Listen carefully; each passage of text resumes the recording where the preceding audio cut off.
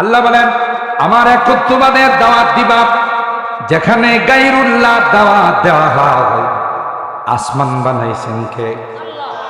জমিনকে বানাইছেন আল্লাহ। বলেন শুধু তাই নাই, তোমাদের কি শুধু বানিয়ে আমি ছেড়ে দেয় নাই, দুনিয়াতে কি খাবে, কোথায় বসবাস করবে। আল্লাহ কয় তোমাদের দুনিয়াতে আসার 50,000 বছর পূর্বে আমি আল্লাহ সব কিছুর ব্যবস্থা করে রাখছি। এ গোলাম, তুমি যখন তোমার মার পেটে ছিলে তখন কিন্তু আমি আল্লাহ তোমার খানার ব্যবস্থা করছি। দাওয়াত হবে, আহ্বান হবে একমাত্র, কেবলমাত্র, শুধুমাত্র কার? আর জোরে বলেন কার? এই দুইটা নাম এই সংগঠন। এই জন্য বলছি যে এটা চট্টগ্রামের ভাষায় কয় আরিউন ছোটন মেডাউন গটগুটাউন। নামটা বা উপস্থিতির সংখ্যা কম হলো, এটা বড় আজমতওয়ালা একটা সংখ্যা। এরপরে এখানে যে দাওয়াতি মেহমান মাগরিবের পরে যিনি বয়ান করছেন, ব্রাহ্মণবাড়িয়ার ঐতিহ্যবাহী মাদ্রাসা হযরত বড় হুজুর রহমতুল্লাহ আলাইহির প্রতিষ্ঠিত মাদ্রাসা জামিয়া সিরাজিয়া দারুল উলুম ভাদুরা। এই মাদ্রাসার প্রিন্সিপাল অনেক বড় মাপের আলেম হযরত বড় হুজুর রহমতুল্লাহ আলাইহির দৌহিত্র হযরতুল আল্লামা আল্লামা তানবীর আল হক সিরাজ, অনেক বড় মাপের আলেম, যোগ্য একজন আলেম। আরো আশ্চর্য হলো এসার পরে যিনি বয়ান করছেন ইনিও ওই একই মাদ্রাসার শিক্ষা সচিব, একই ব্যক্তির দৌহিত্র নাতি। অথচ এরা প্রত্যেকটা মাহফিলের প্রধান অতিথি থাকে, প্রধান মেহমান থাকে। বিশেষ করে ওয়াইজের জগতে তো অনেক সুনাম অর্জন করছেন মাওলানা হেদায়েতুল্লাহ ছিলেন, আমাদের ছোট ভাই। আমরা যখন পড়ি তখন এরা ছোট্ট ছিল, কিন্তু আল্লাহ তাআলা যোগ্যতা দান করছেন, এলমি যোগ্যতা, বয়ানের যোগ্যতা, সব কিছু আলহামদুলিল্লাহ। তো এই জন্য এই মানুষগুলো বয়ান করে ফেলাইছে অলরেডি। এরপর আরো দুইজন তুফান্না বক্তা আছে, কথা কয় না। যদি মনে করেন বয়ান শুরু করে দেন, আপনারা তো উঠবেনই না, বাড়ি ঘর থেকে কেউ বয়া থাকবো এই ক্ষমতা নাই। একজন হলো আপনাদের এলাকার কৃতি সন্তান নাজমুল হাসান সিদ্দিক, যুক্তিবাদীও তার কাছে ফেল, কথা কয় না। হয়তো আপনার এলাকার মানুষ দিকটা বেশি একটা মর্যাদা দেন না, কিন্তু বক্তা বড় জাদ্রিল বক্তা, তুফান্না বক্তা, কথা কয় না। আরেকজন উদীয়মান তরুণ আলেমে দিন আছে, ওনার হলো মাওলানা হারুনি সাহেব। উনি আসছেন না? আবু বকর সাহেব আসছেন? আচ্ছা, আবু বকর সাহেব তো জামিয়ার উস্তাদ, উনি আসবেন। তো সেই হিসাবে আমরা যদি চলেও যায়, আপনারা আবার দোষারোপ করেন কি লেগে আইছিল গেছে গা। আসলে মাহফিলটা বড় বরকতময় মাহফিলটা বড় দামি। আপনারা যারা এখনো আশেপাশে আছেন মেহরবানি করে চলে আসুন। আমি আয়াতের উপরে কয়েকটা কথা বলে আমি বিদায় নেব, যেহেতু আমার আরেকটা প্রোগ্রাম আছে। আমার প্রোগ্রামটা এইভাবে রাখা পরে আবার আমারও তো স্মারক করেন, তো বইলেন কি লাগে যাবেন গিয়ে, যেহেতু বইছেন কি লাগে। হ্যাঁ, এই জন্য আমি আগে কয়ে নিচ্ছি আমার আবার আরেকটা প্রোগ্রাম আছে। তো শুধু সনাতে ইখতিবাস হিসাবে সংগঠনের সাথে আয়াতের মিল আছে। আমরা সবাই আল্লাহর নবীর উম্মত, কথা বলেন ঠিক কিনা? দাওয়াত ও তাবলীগের মেহনতে যারা আলোচনা করেন, এরা প্রথমে বসেই বলেন ভাই এটা বড় উঁচা কাজ, নবীওয়ালা কাজ, নবী আর কোনোদিন আসবেন না, এই কাজ আমাদেরই চালিয়ে নিতে হবে। আল্লাহর হাবিব কোনোদিন আর আসবেন? আল্লাহর হাবিব তার রওজায়ে পাকে হায়াতুন নবী, জিন্দা নবী, কথা কয় না। কেমনে বুঝলেন জিন্দা নবী? সালাম দিলে তিনি সরাসরি জবাব দেন, জিন্দা না হলে হায়াতুন নবী। এবং আল্লাহর হাবিবের বরকতে এই রওজায়ে পাকের এই অংশটার মর্যাদা আল্লাহর আরশে আজিম থেকেও বেশি। এবং এটার মধ্যে সুন্নি, ওয়াহাবি, দেওবন্দি, বেরলভি কোনো দ্বিমত নাই, সবাই একমত। বুঝলেন? যারা নিজেদেরকে সুন্নি বলে আর আমরা ওয়াহাবি কয়, আছে না এরকম একটা দল? যদি আপনাদের এলাকায় নেই, অন্য এলাকায় আছে কি আমরারে কয় ওয়াহাবি। হেরা মনে করে ওয়াহাবি গালি, কিন্তু গালি দিতে গিয়া যে প্রশংসা হয়ে গেছে এরা কইতে পারে না। ওয়াহাবি এত দামি শব্দ, আমি এই জন্য আমার ওলামায়ে কেরামদেরকে বলি, রাগ করেন না, এরা কিন্তু আপনাদের ভালো জান না কয়। কারণ ওয়াহাব এটা কার নাম? এটা আল্লাহর গুণবাচক নাম, সিফাতি নাম। যারা সুন্নি মৌলবীরা আমরা ওয়াহাবি বইলা গালি দেয়, এরা বুঝে না, এরাও এ কথা জানে যে আসল তো সঠিক পথে আছে এরাই। আর এদের সম্পর্ক হলো ওয়াহাবের সাথে। কার সাথে? কথা পায় না। ওয়াহাবকে আল্লাহ না, এদের সম্পর্ক হলো ওয়াহাব আল্লাহর সাথে। এই জন্য ইয়ায়ে নেসবুতি লাগায়া, সম্পর্কের একটা ইয়া লাগায় আমরা কই ওয়াহাবি, আমরা কই ওয়েলকাম, মারহাবা, তোমাদের এই কথাটা আমরা সাদরে গ্রহণ করে নিলাম। কথা পায় না। আমরা কি কোনোদিন এদেরকে গালি দিতে শুনছেন, কাফের বলতে শুনছেন? এরা আমাদেরকে জিন্দা থাকতে তো কাফের কয়, তারপরে এদের আফসোস যায় না, মরার পরও আমাদের কাফের বানায়, ঠিক না? শুধু আমাদের কাফের বানায় না, যে গাভীটা ভুলক্রমে আমাদের কবরের ঘাস খাইছে হেডারও কাফের বানায়। হে কাফের হওয়ার কারণে হ্যাঁ দুধরাও কি হয়? এই দুধ যদি বাজার থেকে কেউ কিন না খায়, হেও কাফের। কথা পায় না। এইরকমের ফতোয়া বোধ আপনারা শুনেন না। কই যে এই ওয়াহাবি মৌলভী যেই কবরে দাফন করা হবে, এই কবরের থেকে যে ঘাস উঠবে, এই ঘাস যে গাভী খাবে, গাভীর থেকে যে দুধ হবে, এই দুধ যে খাবে হেও খাবে। ওরে বাপ রে বাপ, এত শক্ত কাফের, চিন্তা করছে। কিন্তু আমরা বাবারে তোমরা জীবনও কাফের কোয়া শিখছি না, আমরা এই ক্লাসটাই পড়ি না। কারণ হাদিসের মধ্যে এতটুকুন পড়ছি, কেউ যদি কাউকে কাফের বলে ফতোয়া দেয়, হে যদি বাস্তবে কাফের না হয়, কাফের গালিটা আসমানে চক্কর খাইতে থাকে। আল্লাহু আকবার বলে। ওই গালি আসমানের মালিককে ডাক দেয়া কর, আল্লাহ যাকে কাফের বলল সে তো কাফের নয়, তাইলে আমি কোথায় যাব? আল্লাহ কয় যে বদবক্ত কাফের কইছে হের মাথার উপরে যায়। কথা পান কেউ ভিতরের সাউন্ড কমে দিছে না, ভিতরের সাউন্ডটা একটু। এই জন্য বাবারা, আমি যারা সুন্নি এদের একবারে ঘাটির ভিতরে যাই আওয়াজ করি, এরাই আমাদের দাওয়াত দেয় না, এদের নাকি ভালো লাগে। আমি এদেরকে বড় আদরদের সাথে বলি, আপনাদের কোনো দোষ নাই। যারা পাতলা মাল খাইবার লাগে আপনাদের কাছে আয়সা আবল তাবল কয়, এদের দোষ। কথা কয় না, এদের দোষ। এই জন্য কোনো মুমিন মুসলমানদেরকে আপনি এই জাতীয় ভাষা ব্যবহার করেন। 2 নাম্বার ওয়াহাবির অর্থ, এটা উর্দু ভাষা। উর্দু ভাষার মধ্যে 2টা শব্দ আছে, ইয়াহাবি, ওয়াহাবি। তার মানে হেরা জানে এরা যে খাঁটি সুন্নতের উপর আছে, এরা যে খাঁটি নবীর আদর্শের উপর আছে, এরা দুনিয়াতেও সফল, পরকালেও সফল। এই জন্য এরা কয় ইয়াহাবি, ওয়াহাবি। কথা কয় না। ওলামায়ে কেরাম অর্থটা বুঝে রাখেন যে কত সুন্দর শব্দ। ওয়াহাবি গালি নয়, এদের মনে যে আসল কথাটা আছে এটাই, যে আসল সফল কাম তো এই মৌলবীরা। কারণ এদের মাথা থেকে পা পর্যন্ত সুন্নাত। লাহু দাওয়াতুল হক। আপনার আমার আব্বা করছে, দাদা কে করছে, আর কি সিস্টেমে করছেন, মার নাবির সাথে আমার নাবির একটা পাইপের কানেকশন দিয়ে দিয়েছে। সুবহানাল্লাহ। ওখান থেকে মার ব্লাড পাইপের মাধ্যমে, তাও কিন্তু এই দিয়ে মূল সদর গেট দিয়ে কিন্তু ঢোকাই নাই। আল্লাহকে সদর গেট দিয়ে দিই, এটা দিয়ে তো তুই আমি আল্লাহর নাম উচ্চারণ করবে, রক্ত কি জন্য ঢুকা? আল্লাহু আকবার। কিন্তু আল্লাহ যেমন মার পেটে এটা পবিত্র রাখছে, আমরা দুনিয়াতে এসে গেলে পবিত্র রাখছি।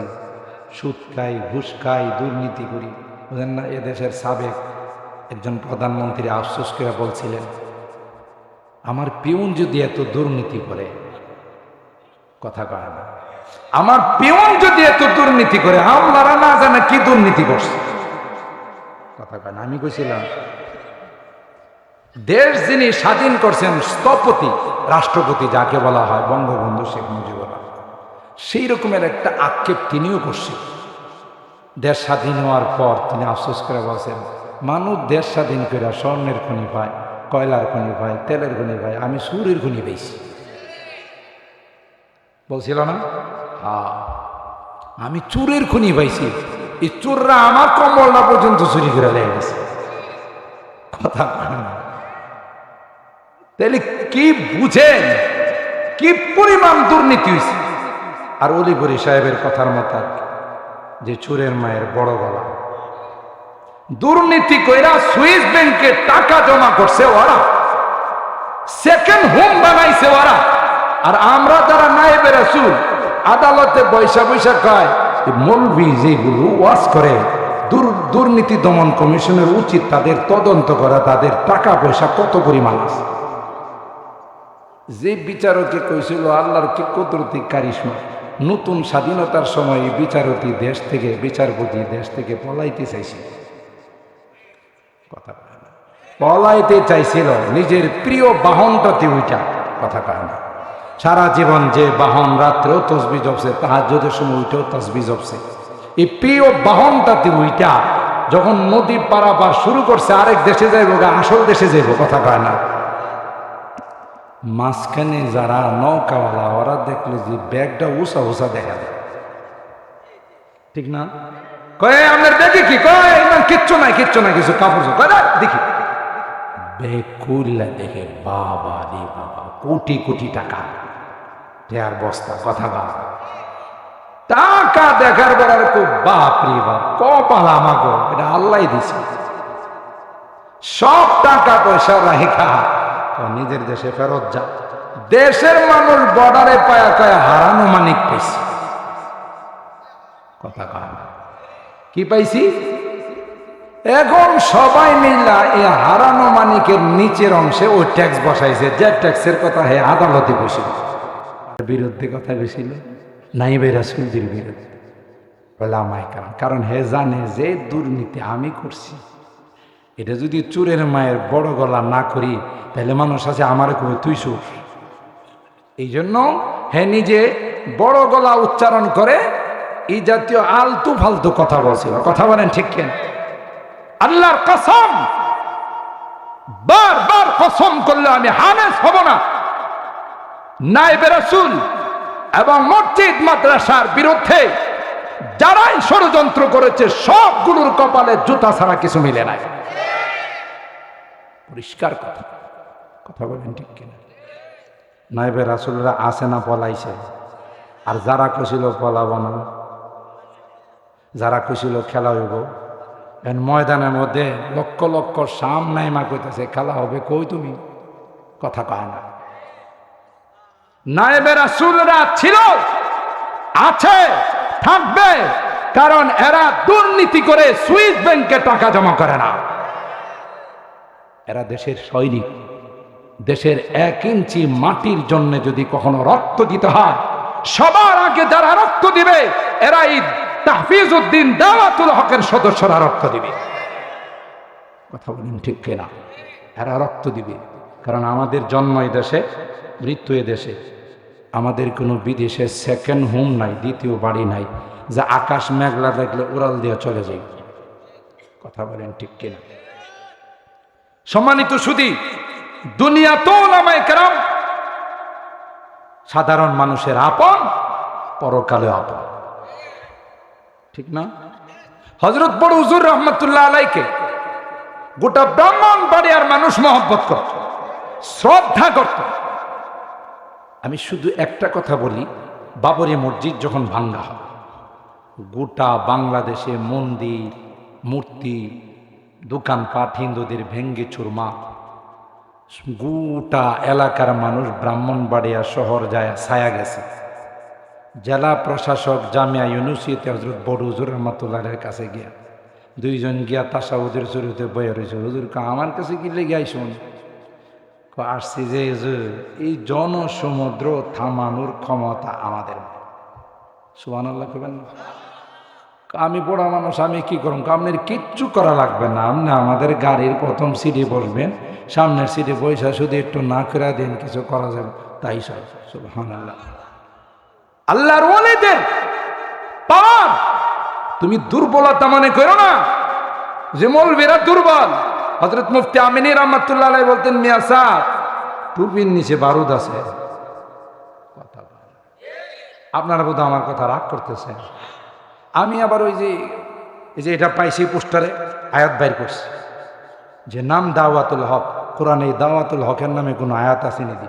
তাৎক্ষণিক বাইর করে এটার উপরে কথা শুরু করছি। কারণ ওই চিরাচরিত অবস্থা আপনারা শুনেন বিভিন্ন রকমের ঘটনা। এই দাওয়াতুল হকের উদ্দেশ্য কি যদি আমার কেউ বলে নাই, কিন্তু নামে বলে দিচ্ছে বাতিল এলাকায় ঢুকতে পারবে না। কথা বলেন ঠিক কিনা? কোন শিরক এলাকায় ঢুকতে পারবে না, কারণ এই বাতিলের বিরুদ্ধে পাহারাদার আছে দাওয়াতুল হকের সদস্যরা। কথা বলেন ঠিক কিনা? দিন সংরক্ষণ করার পাহারাদার আছে, তাহফিজউদ্দিনের পাহারাদার আছে এই এলাকার সদস্যরা। আমি বিনয়ের সাথে বলে যাব, আপনারা দাওয়াতুল হক, হকের আওয়াজ দিবেন। মুরব্বীদেরকে নিয়ে, যুবকদেরকে নিয়ে পরামর্শ করে এই এলাকার কোনো বিয়ে শাদীতে যেন গায়ে হলুদ আর মরিচের নামে কিছু হতে না পারে। সবাই জি কইছেন? এই যুবকরা জি জোরে জি কও। কারণ তোমরা এখন আমাদের অস্ত্র, কারণ তোমরা দেখাই দিছো আমরা ইচ্ছা করলেই দেশ পরিবর্তন করতে পারি। কথা কয় না যুবকরা কও ভাষা, কারণ যুবকদের মুখে হাসি। আর বর্তমান বাংলাদেশের আমি নালায়ক এমন কোনো ডিস্ট্রিক্ট নাই যেখানে মাহফিলে যায় না। বিশাল বিশাল ইসলামী মহাসম্মেলন দেখা যায় আমারই কলিজার টুকরা যুবকরা করে। সুবহানাল্লাহ কইবেন না? এটা অনেক বড় লক্ষণ। ওই দিন বেশি দূরে নয় যেদিন এই বাংলার জমিনে আমার এই যুবকদের মাধ্যমে উলামায়ে কেরামের নেতৃত্বে কলমা খচিত পতাকা পথ পথ করে উঠতে থাকবে ইনশাআল্লাহ। এছাড়া শান্তি আসবে না। কথা বলেন ঠিক কিনা? মানব রচিত তন্ত্রে মন্ত্রে কোনো শান্তি নাই। কথা কি ঠিক বললাম? যদি দেখতে চান আফগানিস্তানের দিকে তাকান। আফগানিস্তানে ইমারাতে শরিয়া ইসলামী হুকুমত কায়েমিস, গোটা বিশ্ব এখন তাদের দিকে তাকিয়ে রয়েছে, তাদের উন্নতি। এরা একটা জিনিস করার জন্য একটা মেগা প্রজেক্ট বাস্তবায়ন করার জন্য ধরে নেন বাজেট করে 50 কোটি টাকা খরচ হয়, তাদের 40 কোটি আর বাকি 10 কোটি ফেরত দেয়। আমাদের দেশেও তো বিগত দিনে এরকমই হয়েছে, তাই না? কথা এক একটা মেগা প্রজেক্টের বাজেট কয়বার যে বাড়ছে তার কোনো হিসাব নাই। কথা বলেন ঠিক না বেটা? বোঝা গেল খুব স্বচ্ছতার সাথে কাজ হয়েছে, তাই না? এই জন্যে ইনশাআল্লাহ আমি শেষ কথা বলে যাব, আপনাদেরকে অনুরোধ করে যাব, আপনারা মুরব্বীদেরকে নিয়ে, এলাকার যুবকদেরকে নিয়ে একটা অন্ততপক্ষে ইসলামী বিধান কায়েম করেন যে কোনো বিয়ে শাদীর অনুষ্ঠানে গায়ে হলুদ আর মরিচের নামে কিছু হতে। যুবকরা আমার দিকে তাকায় কয়, হলুদ তো শুনছি, মরিচ তো আপনার কাছে শুনলাম আজকে। কথা কার না? এটারও একটা যুক্তিকতা আছে। ডেস্ক লাগায়া কিছু যুবক যুবতীরা নাচে না, নাচে না তো মানুষ নাচে কখন? কোথাও কিছু জ্বালাপোড়া করে দিকে তো নাচে। কথা কার না? তাহলে বোঝা গেলে এর আগে শয়তানে কি লাগাইছে? কথা কার না? মরিচের গোড়া লাগাইছে শয়তানে, এই জন্য নাচানাচি শুরু করছে। এই জন্য আমি বলি গায়ে হলুদ আর মরিচের নামে যেন কিছু হতে না পারে। যেই বিবাহের শুরুতে গান বাজনা, বাদ্যযন্ত্র, বেহায়াপনা, অশ্লীলতা, এই দাম্পত্য জিন্দিগিতে সন্তান আসলে এটা মনে হয় আব্দুল কাদের জিলানী গোড়াটাই নষ্ট। তো সুতরাং এটা এরশাদ শিকদার ছাড়া কিছুই না, এটার কালা জাহাঙ্গীর ছাড়া কিছুই না, এটা টুকাই সুমন ছাড়া কিছুই না, এটা পিচ্চি হান্নান ছাড়া কিছুই না, এটা ঐশের মতো বদমাশ হবে। আপনি ভালো সন্তান পাবেন কি থেকে? গোড়াটা স্টাডি তো নষ্ট। পারা যাবে তো ইনশাআল্লাহ। আমি আজকে আর সময় দিতে পারলাম না। কোনো ভূমিকা ছাড়া দেখলেন সরাসরি কিছু কথা বললাম যেটা আমার মনে আসছে দাওয়াতুল হকের নামে, তাহফিজউদ্দিনের নামে। আল্লাহ তাআলা আমাদের এই কথাগুলোর উপর আমল করার তৌফিক দান করুন, আমিন। ওয়া আখিরু দাওয়ানা আনিল হামদুলিল্লাহি রাব্বিল আলামিন। আসসালামু আলাইকুম ওয়া রাহমাতুল্লাহি।